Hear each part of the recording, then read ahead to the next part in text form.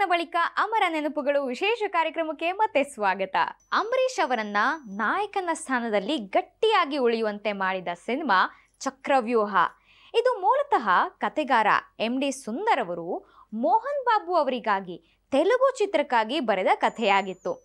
ಆಗ ನಡೆದ ಪರಿವರ್ತನೆಗಳಲ್ಲಿ ಖ್ಯಾತ ಚಿತ್ರನಟ NT ರಾಮರಾವ್ ರವರು ಆಂಧ್ರ ಪ್ರದೇಶದ ಮುಖ್ಯಮಂತ್ರಿ ಆಗ್ತಾರೆ. ಈ ಪರಿವರ್ತನೆಯ ಹಿನ್ನೆಲೆಯಲ್ಲಿ ಆ ಸಿನಿಮಾವನ್ನ ಅಲ್ಲಿ ನಿರ್ಮಿಸಲಾಗುವುದಿಲ್ಲ. ಈ ರೀತಿ MD ಸುಂದರ್ ಅವರ ಬಳಿ ಇದ್ದ ಕಥೆಯನ್ನ ಚಿ ಉದಯ್ ಶಂಕರ್ ಅವರು ರವಿಚಂದ್ರನ್ ರವರಿಗೆ ಕೇಳಲು ಹೇಳ್ತಾರೆ. ಈ ಕತೆ ರವಿಚಂದ್ರನ್ ರವರಿಗೆ ಇಷ್ಟವಾಗಿ ವೀರಸ್ವಾಮಿ ಅವರು ನಿರಾಕರಿಸಿದ್ರೂ ಕೂಡ ರವಿಚಂದ್ರನ್ ಹಠ ಮಾಡಿ ಚಕ್ರವ್ಯೂಹ ಸಿನಿಮಾವನ್ನ ನಿರ್ಮಿಸ್ತಾರೆ. ಈ ಸಿನಿಮಾದಲ್ಲಿ ಪೊಲೀಸ್ ಆಫೀಸರ್ ರಾಜಕಾರಣಿಯಾಗಿ ಮಿಂಚಿದ ಅಂಬರೀಷ್ ಕನ್ನಡ ಸಿನಿಮಾ ರಂಗದಲ್ಲಿ ಗಟ್ಟಿಯಾಗಿ ನೆಲೆಯೂರ್ತಾರೆ. ಆ ನಂತರ ಅವರ ಅಭಿನಯದ ಇನ್ಸ್ಪೆಕ್ಟರ್ ಕ್ರಾಂತಿಕುಮಾರ್, ಜಾಕಿ, ಬೇಡಿ, ಏಕಲವ್ಯ, ಇಂದ್ರಜಿತ್ನ ಪೊಲೀಸ್ ಪಾತ್ರಗಳು ಅಂಬರೀಷ್ರನ್ನ ಕನ್ನಡ ಸಿನಿಮಾದ ಖಡಕ್ ಪೊಲೀಸ್ ಆಗಿ ಸಿನಿ ರಸಿಕರ ನೆನಪಿನಲ್ಲಿ ಉಳಿಯಲು ಕಾರಣವಾಗುತ್ತವೆ. S, Indrajit speaking. ಇಂದ್ರಜಿತ್, ನಿನ್ನ ಮೇಲೆ ಕಂಪ್ಲೇಂಟ್ ಬಂದದ. ನೀನ್ ಕೂಡ ಮಾತಾಡೋದೈತಿ, ಲಗುನ್ ಹೊಂಟ್ಬಾ. Okay sir.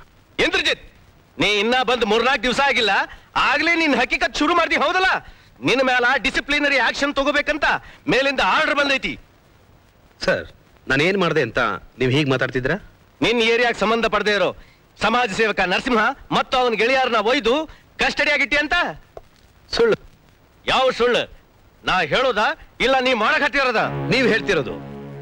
ನಾನು ಬೇರೆ ಏರಿಯಾಗ ನುಗ್ಗಿ ನರಸಿಂಹ ಮತ್ತು ಒಂದು ಚಮಚಗಳು ಅರೆಸ್ಟ್ ಮಾಡ್ಲಿಲ್ಲ. ಅವ್ರು ನನ್ನ ಮನೆಗೆ ನುಗ್ಗಿ ನನ್ನ ಹೆಂಡತಿ ಮಗನ ಕೊಲೆ ಮಾಡೋದಕ್ಕೆ ಪ್ರಯತ್ನ ಪಟ್ರು. ಒದ್ದು ಹೇಳ್ಕೊಂಡೋಗಿ ಲಾಕಪ್ ಹಾಕಿದ್ದೀನಿ. ನಂಬರ್ 2, ನೀವ್ ಹೇಳ್ತಿರೋ ಹಾಗೆ ನರಸಿಂಹ ಸಮಾಜ ಸೇವಕನಲ್ಲ, ಸಮಾಜ ಘಾತುಕ. ನಂಬರ್ 3, ಹುಡುಗಿರ್ನ ಕಿಡ್ನಾಪ್ ಮಾಡೋದು, ನಗರದಲ್ಲಿ ಡ್ರಗ್ಸ್ ನ ಪುಷ್ ಮಾಡೋದು ಅಷ್ಟೇ ಅಲ್ಲ, ಅವನು ಶಂಕರ್ ನಾರಾಯಣ್ ಸಾಕ್ತಾ ಇರೋ ರೌಡಿ. ನೀ ಹೇಳೋದು ಕರೆ ಹೌದಲ್ಲ? ನನ್ನ ಮಾತಲ್ಲಿ ನಂಬಿಕೆ ಇಲ್ಲ ಅಂದ್ರೆ ನನ್ನ ಹತ್ರ ಸಾಕ್ಷ್ಯ ಆಧಾರ ಇದೆ. ಅವ್ರ ಮೆಟಡಲ್ ಸಿಕ್ಕಿರೋ ಗಾಂಜಾ, ಚರಸ್, ಬ್ರೌನ್ ಶುಗರ್ನ ನಿಮ್ ಮುಂದೆ ತಂದಿರ್ತೀನಿ. ಅವ ರೌಡಿ ಅದಾನಂತ ನನಗೆ ತಿಳಿದಾ ಇಲ್ಲ ನೋಡು. ಯಾರೋ ರಾಂಗ್ ಮೆಸೇಜ್ ಕೊಟ್ಟಂಗ ನನಗೆ ಕಾಣಿಸ್ತೈತಿ. ಅವ್ರನ್ನೆಲ್ಲ ಹಿಡಿದು ಒಳಗಾಕಿ ನೀ ಚಲೋ ಕೆಲಸನೇ ಮಾಡಿದಿ. ಆದ್ರೂ ನೀ ತುಂಬಾ ಹುಷಾರಿಲ್ಲೇ ಇರ್ಬೇಕು ನೋಡು. ಯಾಕಂದ್ರ ಇದಾ ದ್ವೇಷ ಇಟ್ಕೊಂಡು ಅವ್ರ ಕಡೆಯವರು ನಿನ್ನ ಮೇಲೆ ಹಲ್ಲೆ ಮಾಡಿದ್ರು ಮಾಡಬಹುದಂತ ನನ್ನ ಅಭಿಪ್ರಾಯದ. ಯಾಕಂದ್ರ ನಿನ್ನಂಥ ನಿಷ್ಠಾವಂತ ಅಧಿಕಾರಿನ ಕಳ್ಕೊಳ್ಳೋದಕ್ಕ ನಮ್ಮ ಇಲಾಖೆ ಇಷ್ಟಪಡೋದಿಲ್ಲ. Thank you sir. By the by, why don't you have lunch with me? No sir, thank you. ನಮ್ಮ ಮನೆಗೆ ಹೋಗ್ತೀನಿ. ಯಾಕ ನಮ್ ಕೂಡ ಊಟ ಮಾಡಬಾರ್ದಂತ ವಿಚಾರ ಮಾಡಿಯೇನೆ? ಹಾಗೇನಿಲ್ಲ ಸರ್, ಮನೇಲಿ ಹೆಂಡತಿ ಕಾಯ್ತಿರ್ತಾಳ. ಗುಡ್ ಲಕ್, ಹೋಗ್ಬಾ.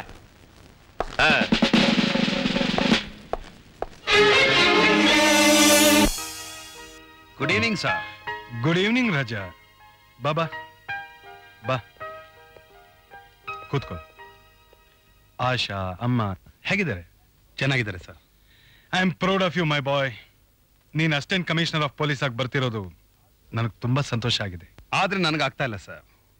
3-4 ವರ್ಷದಿಂದ ನಾನು SI ಆಗಿ ಮಾಡಕ್ ಕೊಟ್ಟಿದ್ದ ಕೆಲಸನ ಮಾಡಕ್ ಬಿಟ್ಟಿದ್ರೆ ನಾನು ಸಂತೋಷವಾಗಿ ಇರ್ತಿದ್ದೆ. ಅವಾಗ ನಮ್ಮ ಡಿಪಾರ್ಟ್ಮೆಂಟ್ ನನಗೆ ಅವಕಾಶ ಕೊಡ್ಲಿಲ್ಲ. ಅದರಿಂದ ಬಂದ ಕೋಪನೇ ನಾನು ಮತ್ತೆ ಓದಿ ACP ಆಗಿ ಬರೋ ಹಾಗೆ ಮಾಡಿದ್ದು. ಸರ್, ನಾನು SI ಆಗಿದ್ದಾಗ ರಾಮ ಶೆಟ್ಟಿನ ಅಂಡರ್ವರ್ಲ್ಡ್ ಕಿಂಗ್ನ ಅರೆಸ್ಟ್ ಮಾಡಿ ಆಕ್ಷನ್ ತಗೊಳ್ಳೋಷ್ಟರಲ್ಲಿ ನನಗೆ ಪ್ರಮೋಷನ್ ಕೊಟ್ಟು ಮೈಸೂರಿಗೆ ಎತ್ತಾಕಿದ್ರು. ಅಲ್ಲಿ ರಾಣಾ ಅನ್ನೋ ಸ್ಮಗ್ಲರ್ನ ರೌಂಡ್ ಅಪ್ ಮಾಡೋದಕ್ಕೆ ಎಲ್ಲ ತಯಾರು ಮಾಡಿಟ್ಟಿದ್ದೆ. ಅವನನ್ನು ಅರೆಸ್ಟ್ ಮಾಡಕ್ ಹೋಗಿದ್ದು ನನ್ನನ್ನು ವಾಪಸ್ ಕರೆಸಿ ಯಾವುದೋ ಕಾಡಿಗೆ ಎತ್ತಾಕಿದ್ರು. 2 ಸಾರಿನೂ ನಿಮ್ಮನ್ನು ಮೀಟ್ ಮಾಡ್ಬೇಕು ಅಂತ ಬಹಳ ಪ್ರಯತ್ನ ಪಟ್ಟೆ, ಆದ್ರೆ ಆಗ್ಲಿಲ್ಲ. ಅವಾಗಲೇ ನಾನು ರಾಜೀನಾಮೆ ಕೊಟ್ಟೆ. ಅವಾಗ SI ಆಗಿ ನಾನು ಏನ್ ಮಾಡಕ್ ಆಗ್ಲಿಲ್ವೋ ಅದನ್ನ ಈಗ ACP ಆಗಿ ಮಾಡ್ಬೋದು ಅನ್ಕೊಂಡು ಬಂದಿದ್ದೀನಿ. ಇದಕ್ಕೆ ನಿಮ್ಮ ಆಶೀರ್ವಾದ ಇದೆ ಅನ್ಕೊಂಡಿದ್ದೀನಿ ಸರ್.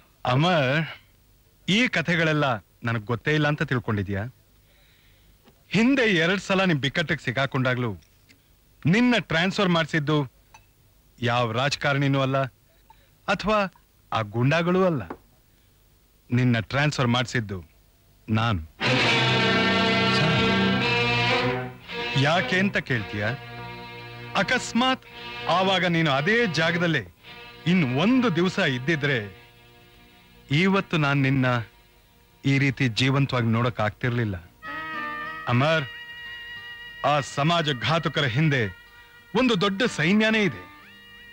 ಅವರೆದುರಿಗೆ ನೀನೊಬ್ಬ ನಿಂತ್ಕೊಂಡು ಏನ್ ತಾನೇ ಮಾಡಕ್ಕಾಗ್ತಿತ್ತು? ಹಾ, ನೀನ್ ರಾಜೀನಾಮೆ ಕೊಟ್ಟಾಗ ಮಾತ್ರ ಅದನ್ನ ಮಾರನೇ ದಿವಸನೇ ವಾಪಸ್ ಕಳ್ಸೋಣ ಅಂತಿದ್ದೆ.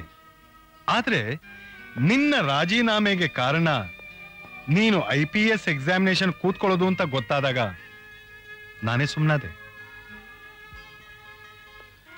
ಅಮರ್, ನಿನಗ್ ಮಾತ್ರ ನಾನ್ ನಿನ್ನ ಮರ್ತೇ ಬಿಟ್ಟಿದ್ದೀನೇನೋ ಅನ್ನೋ ಒಂದು ತಪ್ಪು ಕಲ್ಪನೆ ಇತ್ತಲ್ವಾ? ನೀನ್ ಯಾವಾಗ ನನ್ನ ನೋಡಕ್ ಬಂದ್ರು ನಾನ್ ನಿನಗ್ ಸಿಗ್ತಾ ಇರಲಿಲ್ಲ. ಯಾಕೆ ಗೊತ್ತಾ? ಆವಾಗ ನೀನು ಕೇಳಬಹುದಾದ ಪ್ರಶ್ನೆಗಳಿಗೆ ನನ್ನ ಹತ್ರ ಉತ್ತರ ಇರಲಿಲ್ಲ. ಅಮರ್, ನೀನ್ ಮೊದಲನೇ ದಿವಸ ಈ ಮನೆಗೆ ಬಂದಾಗ ಏನಂತ ಹೇಳ್ದೆ? ನಾನು ಗುರು ದ್ರೋಣಾಚಾರ್ಯರು ಇದ್ದ ಹಾಗೆ, ನೀನು ಏಕಲವ್ಯ ಇದ್ದ ಹಾಗೆ ಅಂತ. ನಿನ್ನಲ್ಲಿ ಆ ಭಾವನೆ ಇರೋವಾಗ ನಿನ್ನ ಬಗ್ಗೆ ನಾನು ಅಷ್ಟೂ ಎಚ್ಚರಿಕೆ ವಹಿಸ್ಲಿಲ್ಲ ಅಂದ್ರೆ ನಾ ಗುರು ತಾನೇ ಹೇಗಾಗ್ತೀನಿ? ಆದ್ರೆ ನಾನು ಮಾತ್ರ ಇನ್ನೂ ಆ ಗುರು ದ್ರೋಣಾಚಾರ್ಯರ ತರ ಆಗಿಲ್ಲ ಅಂತ ನನ್ನ ಭಾವನೆ. ಯಾಕೆ ಸರ್? ಯಾಕೆ ಅಂದ್ರೆ ನೀನಿನ್ನೂ ನನಗೆ ಗುರುದಕ್ಷಿಣೆನೇ ಕೊಟ್ಟಿಲ್ವಲ್ಲ.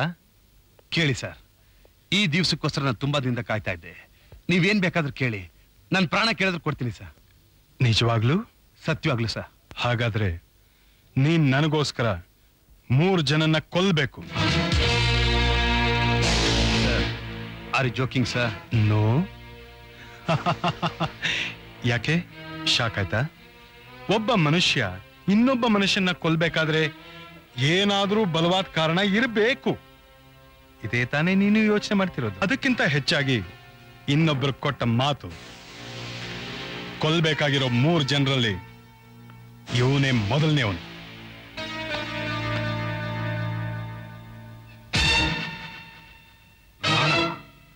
ಇವನಾ ಸರ್? ಹೌದು. 25 ವರ್ಷಗಳಿಂದ ನಮ್ ಕಣ್ಮುಂದೆನೆ ಬರೀ ದುಷ್ಕೃತ್ಯಗಳನ್ನೇ ಮಾಡ್ತಾ ಮುಂದೆ ಬಂದಿರೋನು. ಇವನ್ನ ನಾನು ಮುಗಿಸ್ಬೇಕು ಅಂತ ಪ್ರಯತ್ನ ಪಟ್ಟಾಗ್ಲೆಲ್ಲ ಯಾರ ಸಪೋರ್ಟು ಸಿಗದೆ ಸೋತು ಸೋತು ಹಣ್ಣಾಗ್ ಹೋದೆ. ಆದ್ರೆ ನಿನ್ ಪರಿಸ್ಥಿತಿ ಹಾಗಲ್ಲ. ಈಗ ನಿನ್ನ ಸಪೋರ್ಟ್ಗೆ ಈ ಪೊಲೀಸ್ ಕಮಿಷನರ್ ಇದ್ದಾನೆ.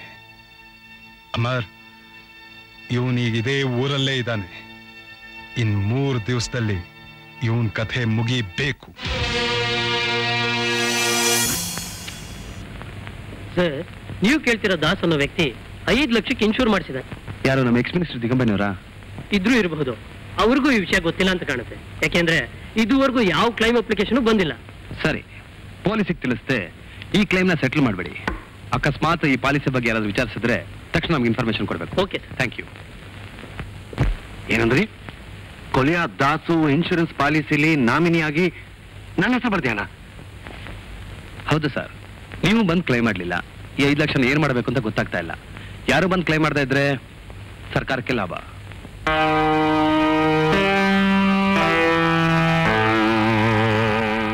ಇಂಥ ಹಣ ಸರ್ಕಾರಕ್ಕೆ ಸೇರಬಾರ್ದು. ಏನಿದ್ರು ಬಡವ್ರ ಮೇಲೆ ಹಾಕ್ತಾರಲ್ಲ, ನೀರಿಗೆ, ಮನೆಗಂದಾಯ, ಎಲೆಕ್ಟ್ರಿಸಿಟಿ ಬಿಲ್ಲು, ಇಂಥ ಟ್ಯಾಕ್ಸ್ ಹಣ ಮಾತ್ರ ಸರ್ಕಾರಕ್ಕೆ ಸೇರಬೇಕು. ಇದನ್ನ ತಿಳ್ಕೊಂಡೆ ದಾಸು ನನ್ನನ್ನ ನಾಮಿನಿಯಾಗಿ ಮಾಡಿರ್ಬೇಕು. ನಾನು ದೀನಬಂಧು, ಮಂತ್ರಿ ಪದವಿ ಹೋಯ್ತು ಅಂತ ಸುಮ್ಮನೆ ಕೂತ್ಕೋಬಾರ್ದು.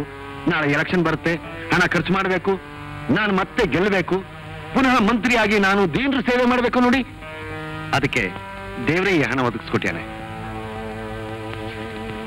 ಸೈನ್ ಮಾಡಿಸಿ. ಆ ಸೆಕ್ರೆಟರಿ ಏನ್ ಮ್ಯಾಟ್ರು ಅಂತ ಓದಿ ಹೇಳು. ಸರ್, ಇದು ಕ್ಲೈಮ್ ಫಾರಮ್, ಅಫಿಡವಿಟ್ ನಲ್ಲಿ ದಾಸ್ ತಾನು ಮಾಡ್ತಿದ್ದ ಎಲ್ಲಾ ಬಿಸ್ನೆಸ್ ನಲ್ಲೂ ನೀವು ಪಾರ್ಟ್ನರ್ ಅಂತ ತೋರಿಸ್ಕೊಂಡಿದ್ದಾನೆ. ಸೈನ್ ಮಾಡ್ಬೋದಾ ಸರ್? ನಿಜ ತಾನೇ? ತಗೊಳ್ಳಿ ಸರ್.